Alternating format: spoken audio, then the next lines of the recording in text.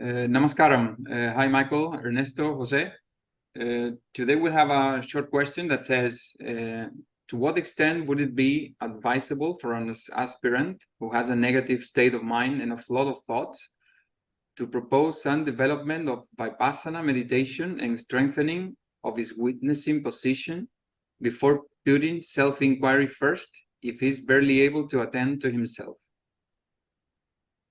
I put this idea, Jose, Michael, and Carlos, no, for the experience of some friends, no, that when along some years they try to attend himself, attend ourselves, no, attend what we really are. The magnitude of the thoughts in his mind are very, very powerful, no? And they can't to develop the capacity to observe, because they find the witness only a little, no, and they have too much difficulty to observe the thoughts moving, and when they try to attend himself as what we really are, they have very, very, very much difficulty with that, no? And for this reason, I want to take this topic to speak all together about it, to give more clarity. Okay. It is all a matter of what attracts us. If we are attracted to this path of self-investigation, none of these other practices are necessary. If we are not attracted to the path of self-investigation, then we can do these other practices if that appeals to us. But none of these other practices are in any way a substitute for self-investigation. What we seek, the root cause of all our problems is our rising as ego, the false awareness, I am this body, I am this person. None of these other practices can eradicate this root problem. They may have some sort of therapeutic effect, they may have some they may even, to some extent, purify the mind if done over a long period of time. But they are not, none of them are adequate alternatives to self-investigation. Whatever other path we may follow, sooner or later, we're going to find these other paths are not, they're not going to give us the infinite happiness we are all seeking, because they are not dealing with the root problem. What is the obstacle to us, our experiencing infinite happiness? It is our rising as ego. Our real nature is infinite happiness. When we rise as ego, we're aware of something other than what we actually are. So all problems arise as a result of that. So these other methods are for people who are not yet ready to pay the price that is necessary for infinite happiness. The price that is necessary is the eradication of ourself as ego, complete surrender of ourself, complete dissolution of ourself as ego, in order to remain as what we actually are. For this, the only means is self-investigation. Other paths, as I say, they may have some therapeutic effect. They may even, to some extent, be aids to purifying the mind. But we shouldn't take these other paths as alternatives. That's one thing. The other thing is, you say, I mean, whoever's asked this question says about they're barely able to attend to themselves. This idea is based on the mistaken belief that this path of self-investigation is difficult. It is not difficult. As Bhagavan pointed out, it is extremely easy. It is the easiest of all paths. Why it seems to be difficult is not because it's actually difficult to attend to ourselves, because we are unwilling to attend to ourselves. Because when we attend to ourselves, we as ego begin to subside and dissolve back into our source. If we are not yet willing to let go of this ego, and I mean, to let go of everything that this ego is clinging to, and thereby let go of ego itself, we will be unwilling to attend to ourselves. So it's all a matter of our willingness. Are we willing to pay the price? Are we willing to surrender ourselves completely? If we're honest with ourselves, we are not yet willing to we're not yet willing to surrender ourselves completely. But if we understand Bhagavan's teachings, we'll understand that this is the only way. There's no alternative to this. So sooner or later, if we want to experience the ultimate happiness that we're all seeking, we have to be ready to pay the price. We have to be ready to eradicate ego. And eradication of ego begins with attending to ourselves. The more we attend to ourselves, more ego will subside, and eventually it will dissolve completely into its source. Maybe the point, Michael, is that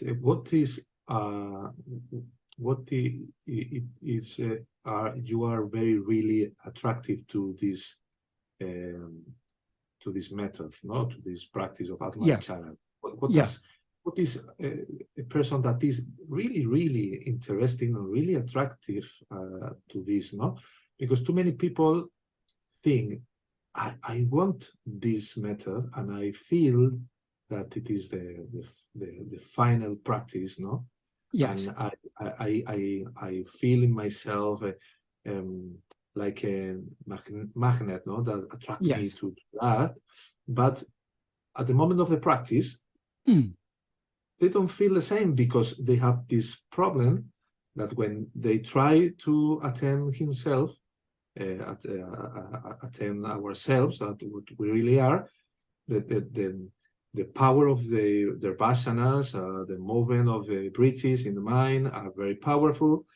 And sometimes maybe this position of witness is only an intermediate position before the beginning of more fluid practice of Atma-vichara, no? It's like a preparation,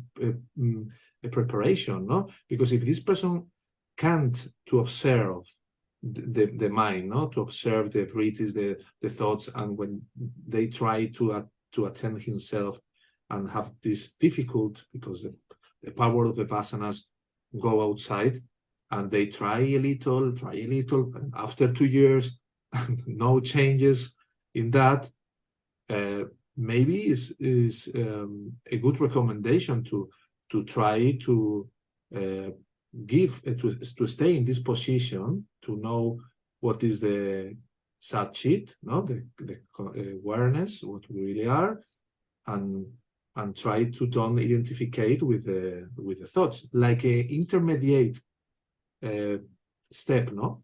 The intermediate between sat-chit and all these phenomena is ego. It is only in the view of ego that all these phenomena exist. The reason why in Shastras they talk about the witness is to help us to understand that as ego, though as ego we identify ourselves with the mind, speech, and body, with these 5 sheaths, the panchakosa, these are all objects. We are not the object. We are not any of these objects. We are the subject. That is what is meant by witness. So it is to help, this idea of sakshi or witness is to help us distinguish ourselves from all the things that we take ourselves to be. this is misunderstood by many people to mean that if we just stay watching thoughts, we are being the witness. Being the witness means being the ego. Ego is the witness in this sense. That is, Bhagavan has distinguished two senses in which the term witness is used in the Shastras, which unfortunately, this creates a little bit of confusion, but if we understand this distinction, we'll understand in each context in what sense the term witness is being used. That is, the simple and most obvious meaning of the term witness is the knower, the watcher, the observer, the experiencer. In other words, ego. It is ego that is aware of all these things. But as I say, rather confusingly, in the Shastras, they also talk about Atma-swarupa or Brahman, our real nature, as being Sarva Sakshi, the witness of all, or Jiva Sakshi, the witness of Jiva. Bhagavan said, when Brahman is referred to as, or our real nature is referred to as Sakshi, their Sakshi is used in a different sense. It is not used in the sense of the knower, but Bhagavan said, Sakshi there means Sanidhi. Sanidhi is presence. It's in the presence of ourself as we actually are, but all these things appear, not in the view of ourself as we actually are. It's only in the view of ego that all these phenomena appear. So we need to clearly distinguish these two senses in which the term witness is used. When we are talking about witness in the sense of the knower of other things, that witness is ego. And the reason we are told that we as ego are the witness is to help us distinguish ourselves as subject from all the objects that we take ourselves to be. That is, these five sheaths, this physical body, life or prana, but animates it, the mind, in the sense of grosser functions of the mind, the perceptions, memories, thoughts, feelings, emotions, and so on. These are all objects. The intellect has certain functions, reasoning, judging, discriminating. These functions of the intellect are all perceived by us. They're all things known by us, so they're objects. Likewise, the will consists of the vasanas. And when the vasanas sprout, they become likes, dislikes, desires, attachments, and so on. All of these make the will. All of these are objects. The vasanas are objects known by us. That is, we are aware of this inclination. This inclination, we are not the vasanas, but vasanas are what we experience. There are our likes and our dislikes. We are not the likes and dislikes. We are that which has those likes and dislikes. So the reason that the Shastras talk about witness, it is to help us in this process that is sometimes referred to as drisya viveka. That is distinguishing the seer from the seen, the perceiver from what is perceived, the knower from what is known. So the reason we are said to be the Sakshi is to help us draw our attention back to ourselves, to draw our attention away from all objects, back towards ourselves as the subject. If we attend to ourselves as a subject, that is as ego, ego will subside and everything else will subside along with it. And when ego subsides sufficiently, it will thereby merge back and be dissolved in its source. So the whole purpose of this talk about witness is to help us draw our attention back to ourselves as subject. It is not to do vipassana meditation. Vipassana meditation means attending to things other than ourselves, attending to phenomena. You start off by attending to a breath, and then the sensations in the body, and then the thoughts in the mind or whatever. These are all objective attention. We're attending to things other than ourselves. That isn't helping us to subside, because so long as we're attending to other things, we're grasping those other things. We are thereby feeding and nourishing ego. The only way to get rid of ego is not to grasp anything other than ourselves, not to attend to anything other than ourselves, but to attend to ourselves alone. Absolutely in accord with you, no? But when you begin to establish in the Sakshi is ego, because in the Chittavasa is the part real of the mix, no? When you yes, are but to be knowing what is the knower, with independence, that if in Yeah. the view of this knower there are objects, this knower is the first step for one person that begin to discover that they have in himself a part that between meanwhile he discover after Kaivalya and stay only exclusive in attending himself as this Shakshi. Finally all the objects begin to disappear, no, for moments at the first time. But if this person have too many difficulties because there are too many, he's attractive to this path, yes, because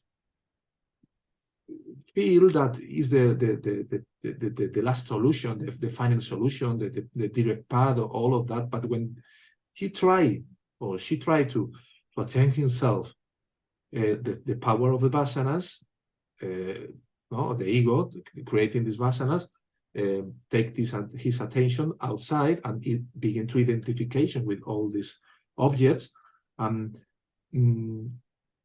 I think that I know that is not the real solution and the final solution. But intermediate step, I observe in some people, maybe not function in all the people, that when they can to abide in a state of only observe without identification, he creates a space that to no identification with the objects of their thoughts, can make more easily the next step to attend only himself as witness, no? Okay. Okay, firstly about this, but we can this idea that by attending to things as a witness, that is with the attitude, I am the witness of these things, that we thereby don't identify with them. It may superficially seem to be the case, but it is not actually the case, because what is it that identifies with anything other than itself? It is ego. And by attending to things other than ourselves, we are thereby feeding this ego. So we are strengthening the identification. We are strengthening our this false awareness of ourself as something separate. The only way to eradicate ego is to attend to it, not to attend to other things. Attending to, as Bhagavan says in verse 25 of Uludunapadu, ego is a formless phantom. It's formless because it's got no form of its own, but it cannot rise, stand, or flourish without grasping form. That's why he says, Urupatri undam, grasping form, it comes into existence. So as soon as ego comes into existence, it grasps the form. The first form it grasps is the form of the body, the five sheaths, as I. Grasping form, it stands. That is, it cannot stand for a moment without grasping this body as I. And then he says, Urupatri undu mika ongam, grasping and feeding on forms, it flourishes abundantly. That is, having grasped this form of this body as I, we are constantly attending to other things. Attending to other things is what Bhagavan describes as grasping form. How do we grasp form? We grasp in our attention, in our awareness. So being aware of anything other than ourselves is grasping form. And by grasping form, we are thereby feeding ego. Ego flourishes by attending to things other than itself. That is what Bhagavan is teaching us in verse 25. And if we leave one thing, it grasps another thing.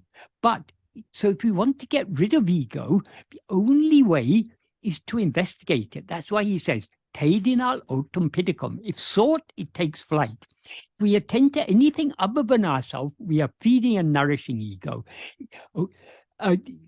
Only if we attend to ourselves will ego subside and dissolve back into its source. This is the fundamental principle of Bhagavan teaching. This is the great truth that he has revealed to us.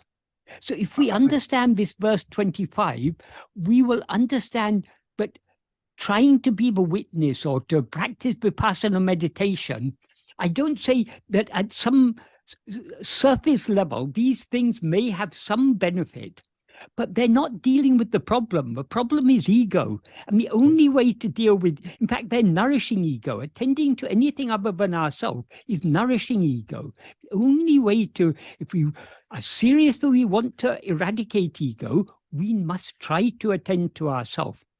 And regarding difficulty, of course, we all have difficulty because we all have Vishaya vasanas. It's the very nature of ego to have Vishaya vasanas. If we give up because because we find it difficult because of our unwillingness to attend to ourselves. But the only way to overcome that unwillingness is, in spite of any amount of difficulty, we just have to persevere. Nobody has succeeded in this path without perseverance.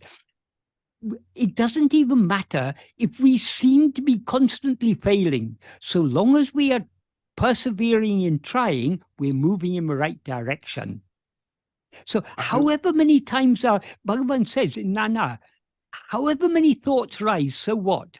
That means however many times our attention goes away from ourselves, so what? Whenever our attention goes away from ourselves, we must try and bring it back to ourselves. And even if we seem to be failing, the very fact that we are trying means we are making progress. We're moving in the right direction. So it is people who conclude that maybe I should do this meditation or that meditation, vipassana or japa or this or that, or yoga or pranayama or this or that. It is because they haven't understood or they're unwilling to accept what Bhagavan taught us. If we understand what Bhagavan taught us, the only way to get rid of ego is to attend to it. And however difficult that may seem to be, if we want to make progress in the spiritual path, there is no alternative. We just have to keep on trying. It doesn't matter how many times we fail. So long as we are trying, we are moving in the right direction. If you're undertaking a difficult task, you don't, if you really want to succeed, you have to be ready to face any amount of difficulty. Difficulty shouldn't put us off. And we know what the difficulty is. The difficulty lies in ourselves as ego. As ego, we have so many Vishaya vasanas. We have so much taste to go outwards. How to weaken those Vishaya vasanas and strengthen the Sattvasana, the only way is to attend to ourselves. If we're attending to other things, if we're doing vipassana meditation or japa or any of these other practices, we're attending to things other than ourselves, we are thereby feeding and nourishing those vasanas. That is all the thing, everything other than ourselves is a Vishaya. So, but the liking to attend to Vishayas are what are called Vishaya vasanas. If we feed those likings, they'll grow stronger. So we cannot destroy Vishaya vasanas by vipassana meditation or japa or any of these things. The only way to, effective way to weaken all Vishaya vasanas is to attend to ourselves. I remember what Sadhu said, no, about when you are looking or attending to objects, you are increase the power of ego. Yes. Inner attention, respect the external attention, no? And when you are trying to separate of the objects that you are attending to, these have a parallel result of increase the identification too, no? Yes, yes. But for example, if I speak about my own experience, no, I begin 30 years ago, yes. with Buddhist meditation, no? Yes. And I know when I find this path of Bhagavan, for me is more easy to attend myself, because I separate the tendency to identificate with the thoughts, no? Yes. At a point, no? Yes. And it's not only to retard the attention, to not identify with the objects, is not sway by the inclinations too. Yes. No. It's clear that when you have a really attractive to this path, yes, because you fail and you wake up again and you try too many times, yes, and you continue in love with this path. No, I think that the point of the question is, what is that sadhaka is really attractive to this path? What is the real clarity of the one aspirant is very really attractive to this path? But because I think, and maybe your opinion is different, no, that one person that begin with Bhagavan teachings and try to practice, and after maybe, let's say, 1 year, and they forget this practice and abandonar, I don't know how is abandonar, drop off the practice, Abandon the practice. This is not really in attraction to this path. Maybe it's a fantasy, maybe yes. it's you want to stay in a level that he is not really, no? Yes, if it's just a casual curiosity, we may start this path and then abandon it. But if we really seriously are interested in what Bhagavan is teaching us, what the goal that Bhagavan has pointed us towards, if we're really interested in that, it doesn't matter how difficult this is, we will persevere. As Bhagavan said, perseverance is the only sign of progress, and there can be no progress without perseverance. That means Bhagavan recognizes, though it's actually very easy, but it seems difficult because of our Vishaya Vasanas. The Vishaya Vasanas are a problem. But whose Vishaya Vasanas are they? Ego, and it's the very nature of ego to have Vishaya Vasanas. So the only way is we need to be ready to fight to fight the battle that has to be fought. We need to avoid. We can overcome Vishaya Vasanas only by not allowing ourselves to be swayed by them. When we are practicing any meditation in which we're attending to anything other than ourselves, other than our own being, we are attending to Vishayas. We attend to Vishayas under the sway of Vishaya Vasanas. And by attending to Vishayas under the sway of Vishaya Vasanas, we are thereby feeding and nourishing those Vishaya Vasanas. So there's no compulsion in this path. Bhagavan never tried to compel anyone, you have to follow this path. But Bhagavan gave us all the reasons why the wise choice is to follow this path, however difficult it may seem to be. If we pay close attention to what Bhagavan has taught us, our mind will not be, we will just not be drawn to other practices. If we're drawn to other practices, that means we're not yet really seriously ready to eradicate this ego. We're not seriously ready to surrender ourselves completely. In which case, there are so many other paths to follow. It's fine, let anyone follow any path. But sooner or later, if we want to reach the final destination, which is our own real nature, the place where we started from, if we want to return to the source from which we started, the only way is to turn it's by our outward going attention that we come outwards. It's only by inward going attention that we will return within. There's no alternative to this. So there's no compulsion, as I say.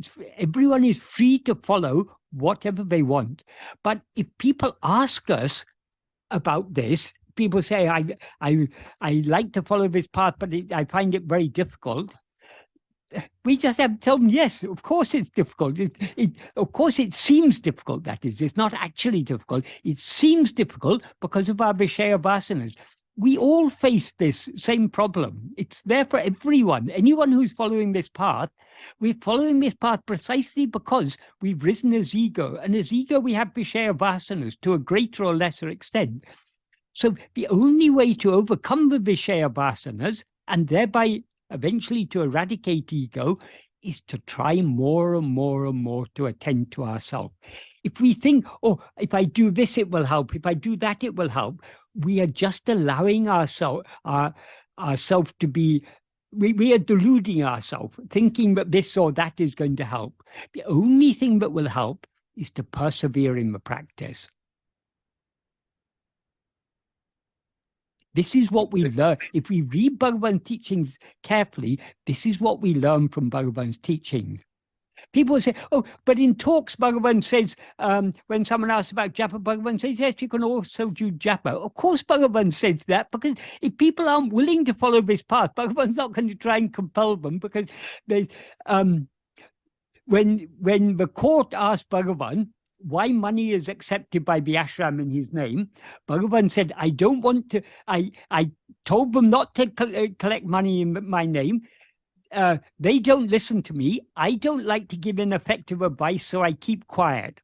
So many of the things Bhagavan says, it's because he doesn't want to give ineffective advice. There's no use telling someone who doesn't want to turn within, but they have to turn within. So if they say, Bhagavan, I find this self-inquiry very, very difficult. Can I do japa instead? Yes, certainly do japa, because there's no point in giving ineffective advice.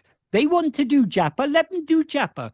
Sooner or later, the benefit of doing japa or vipassana or any other type of meditation is sooner or later, we will find it is not, we are not achieving what we are seeking, which is infinite happiness. So sooner or later, we will come to recognize the inadequacy of all these other paths. And then if we are serious about wanting infinite happiness in returning to our source, to be as we actually are, sooner or later we will be drawn to this path, recognizing the futility of all other paths. Until we've recognized the futility of other paths, but we won't say, yes, to follow all the other paths. Go on until you find they're futile, and then come back. And then you'll be told the same thing you were told now, which is that the only way is to turn back within.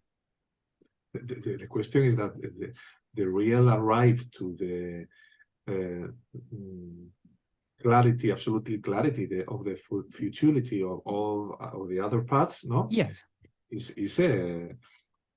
It's a level, no? It's a level. It's a level in this way. Yes, because yes. too many people think or presume or have the fantasy that because they stay too many years meditation or other is real apt to this path. But at the moment of the practice, they no perseverance Yes. enough. No? Yes. Or they are more in the illusion, or that is the final path, and I want to stay there, no?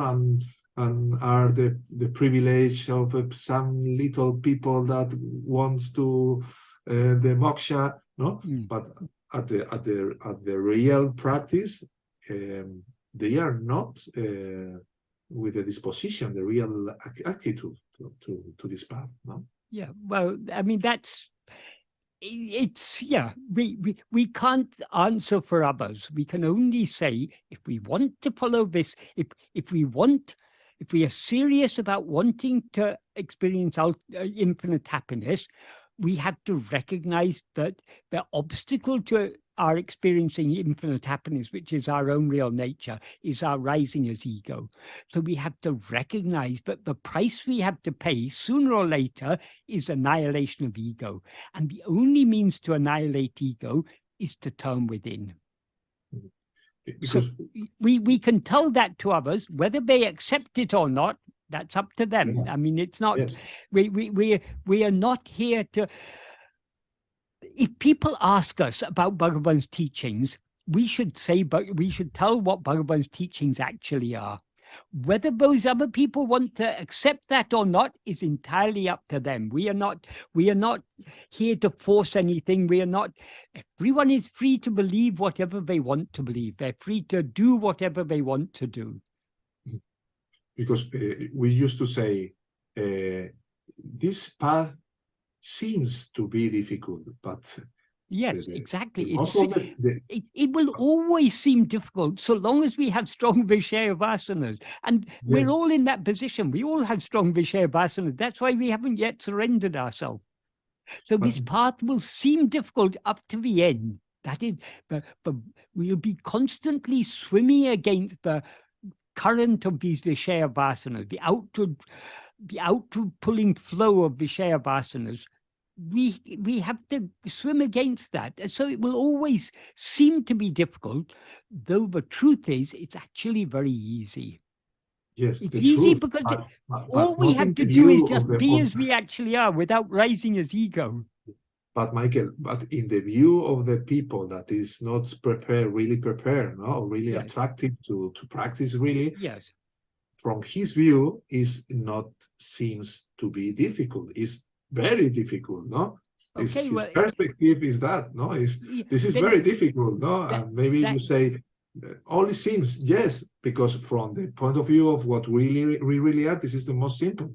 And the turn within, they are not more difficult than the flourishing of the vasanas, no? Yes. But when you feel this ego and when you feel the power of these vasanas like waves taking you to the ground of the ocean,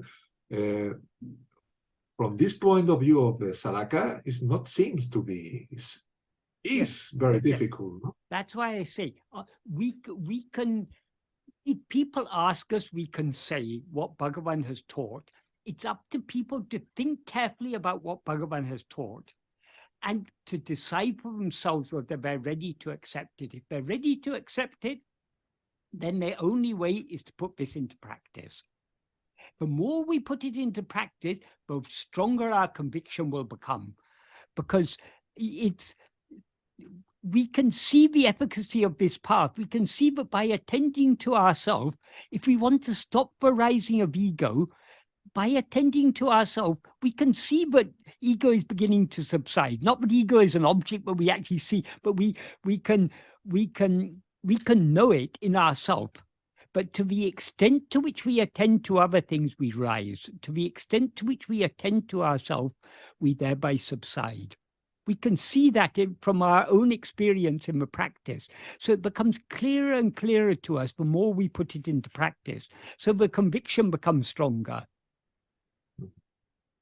Ultimately, the words can help only to a certain extent. The words can point us in the right direction. We have to think carefully about it to understand why what Bhagavan says is correct. Then we have to apply it in practice. The more we apply it in practice, the clearer and clearer the truth of Bhagavan's teachings will become to us.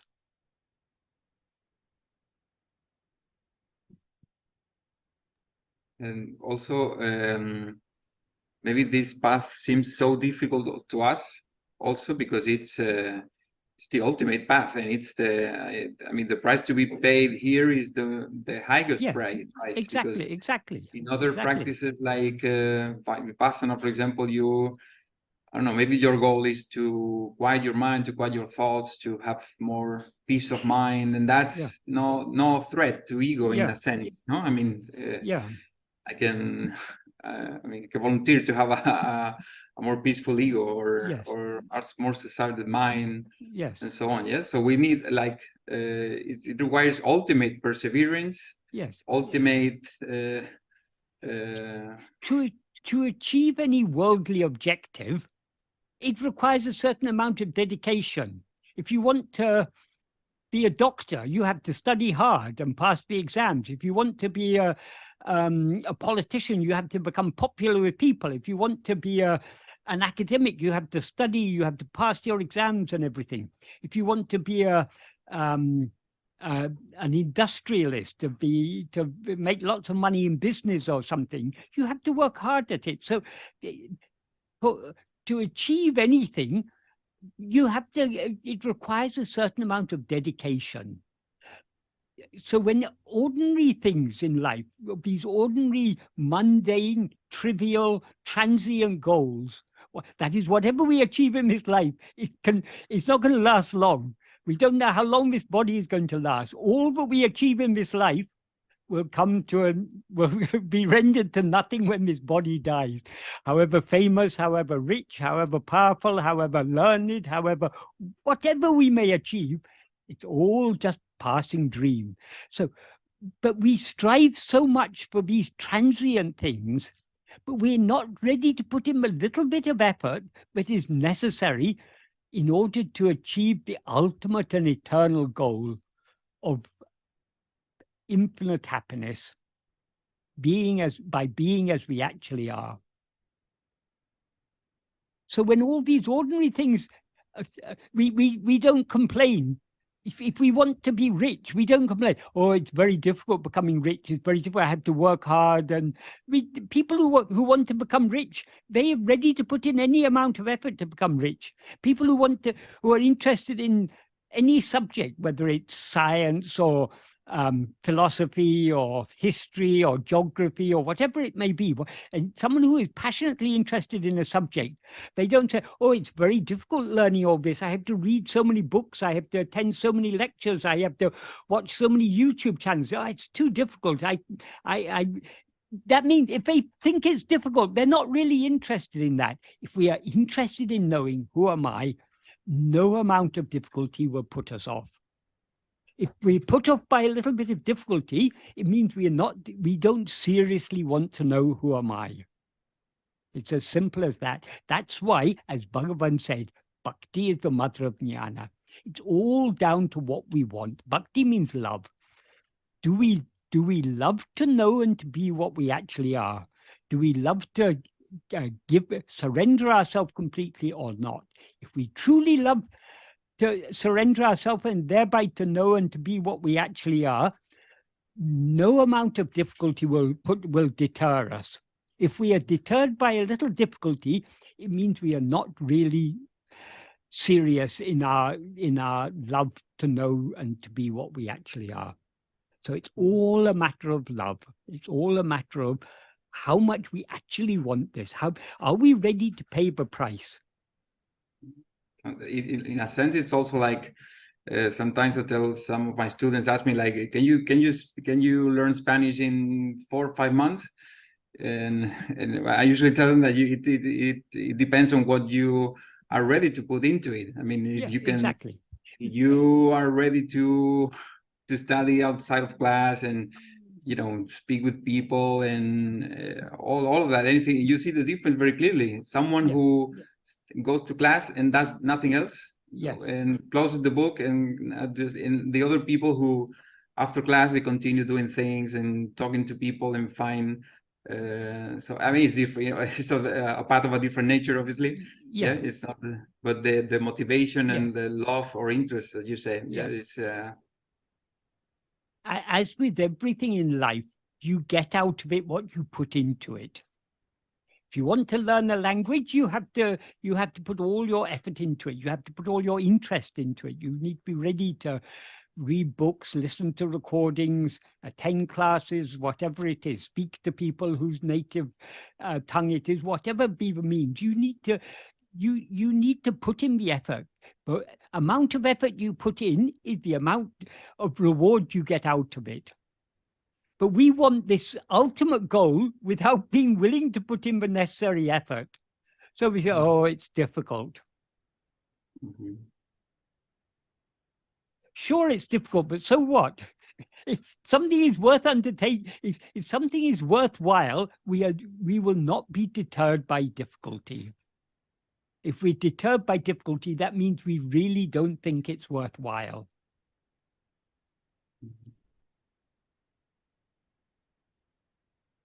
And it's also surrendering that the another reason that could be why it seems so difficult to us, because we are in a sense, we understand that we have to surrender ourselves completely.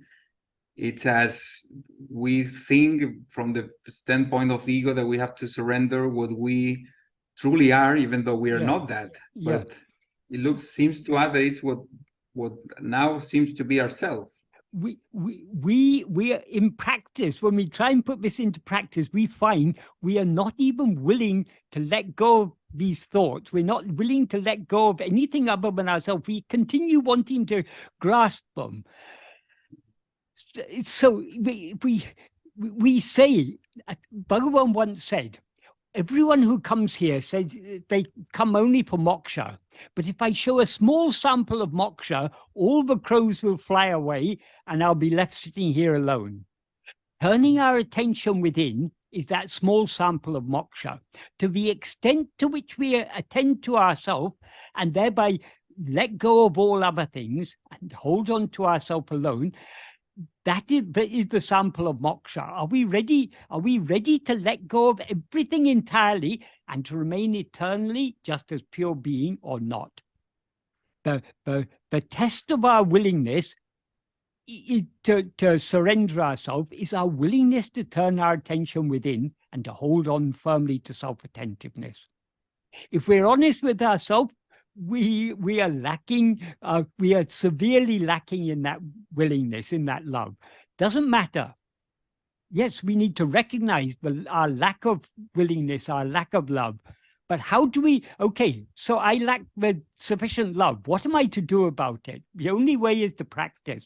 By practice, the only way in which we can cultivate the required love is by persevering in the practice. Yeah, because anatta is our interest in anatta is the problem. Yes, exactly. And to the extent to which we're interested in anatma, in things other than ourselves, we are lacking interest in knowing ourselves. Atma. Yeah, atma, exactly. Mm-hmm. Mm-hmm. Yeah. Also, I wanted to see if Ernesto, what he thinks, if, for example, doing vipassana at the same time as self-investigation, it can cause some confusion in terms of the paradigm you are, from the paradigm of your practice, because when doing self-investigation, you are avoiding anything external, even your body.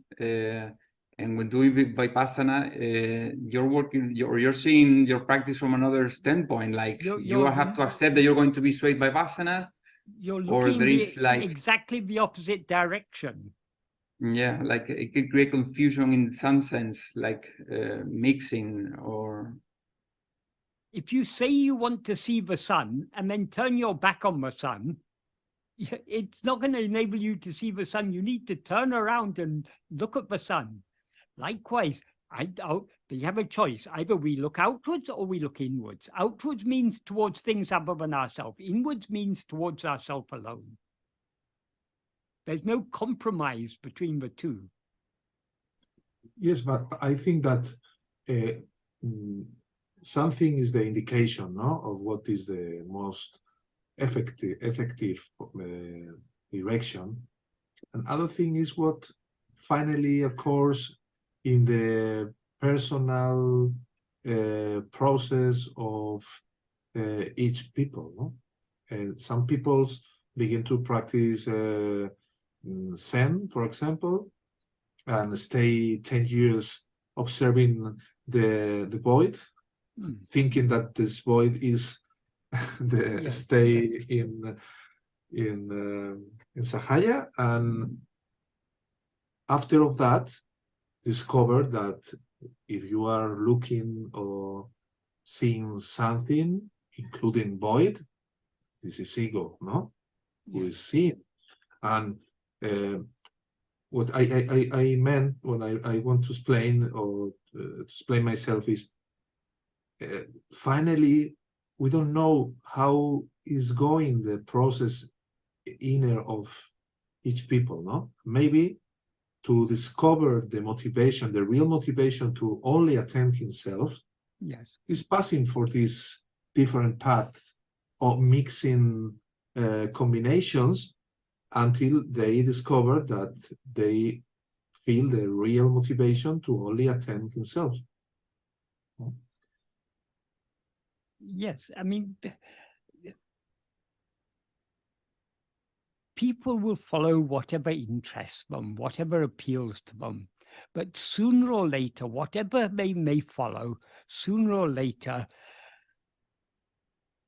they will find that what they are seeking is not available anywhere outside themselves. And then they will begin to look within.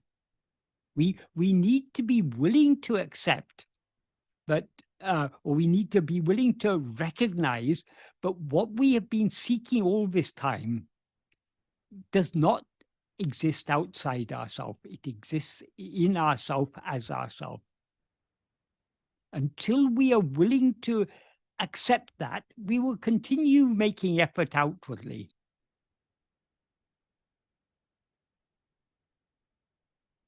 It's a question of faith in Bhagavan's teachings. Well, Yes, but you...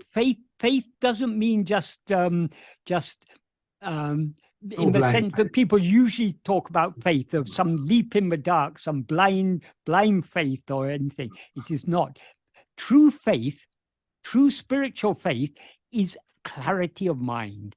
And that clarity comes to the extent to which we look within. Mm-hmm. Basically, practice. So the clarity, the faith that is born of clarity alone is real faith. The other type of faith that what people usually take to be faith is just a blind acceptance of certain doctrines or certain ideas. That's not the true faith. True faith is the inner clarity, and that inner clarity shines to the extent to which we look within ourselves.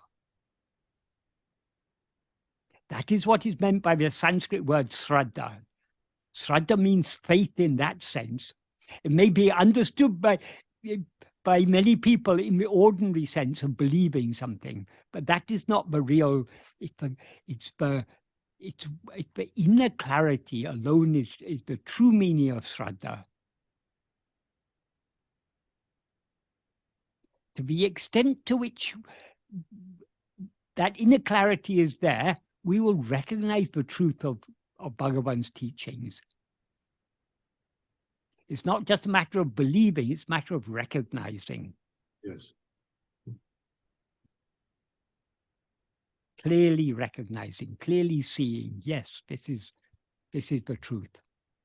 Mm-hmm. And if someone is not yet ready to, however much, I have people who ask me questions and they go on asking the same thing again and again, in so many different ways. They're asking the same thing because they're just not willing to see the truth, the simple truth of what Bhagavan has said. And whatever we may say, there were some people who came to Bhagavan and questioned him, but because they were not willing to see what he was pointing out, even Bhagavan couldn't convince them. That's why often Bhagavan kept quiet, because there's no point in trying to convince someone who is just not willing to be convinced, not willing to see it. They want to take the treasure without the price. Yes. Yeah.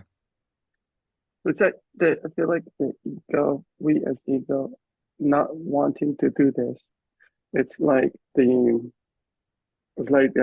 person who has in one building many girlfriends, but on floor 50, there's the most beautiful woman that has ever existed. It's in floor 50, but he always skips from 49 to 51 because he knows that if he opens door 50, he's just gonna marry this one forever, eternally. He's gonna let go of all the other floors, and it's going to be an eternal marriage here because it's such is the beauty of floor 50. So we continuously skip our own self-awareness with this beautiful woman in order to live this weird romances across the if we building. see, if for one moment we see the beauty of our real nature, all the beauty of the world will It's gone. will be gone. Yeah, yeah.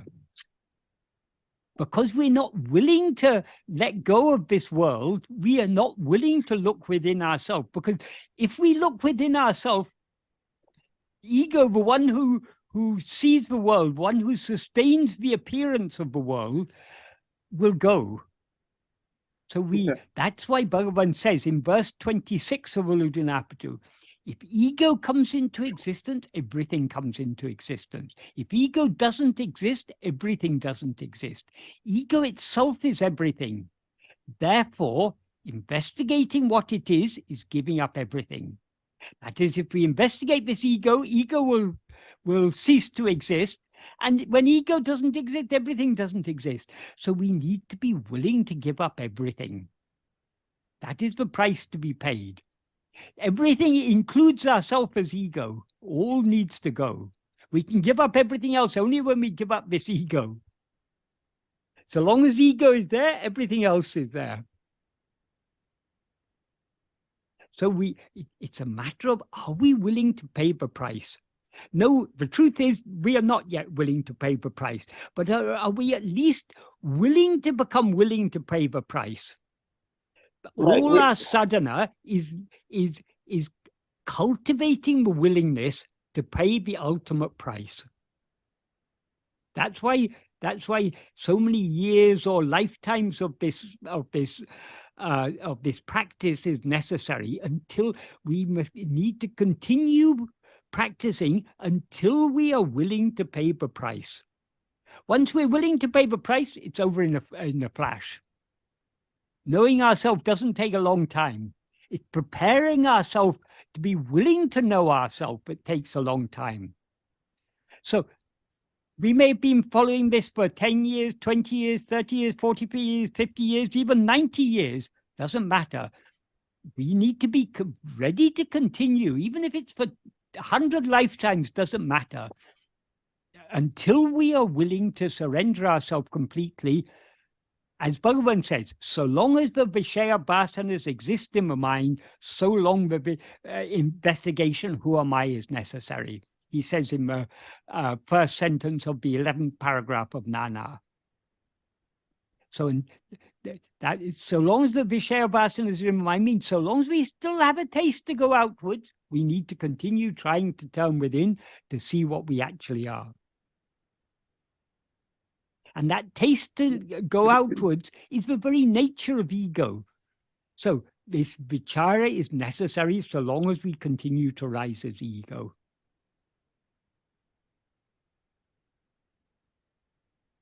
We're beginning to learn about the girl on 450. We're beginning to learn her name, but we're not actually going. We're just at least getting to read and hear about her, have some interest. No, we're not going yet. Yeah. But at least we're starting to, okay, let's consider the option. And whenever we come outwards, we suffer in this world. We all know from experience, the outward going mind is, as Bhagavan says, when the mind comes out from self, the world appears. When the world appears, the mind experiences dukkha. So we know that there's a price to be paid for going outwards, but still hoping to gather, we're still hoping to find some iotas of happiness in this external world. But the more, as time goes on, we recognize more and more, but there's nothing in this world. The true happiness lies only within us. And the more clearly we see that, the more willing we will be to put in the effort that is necessary to turn within.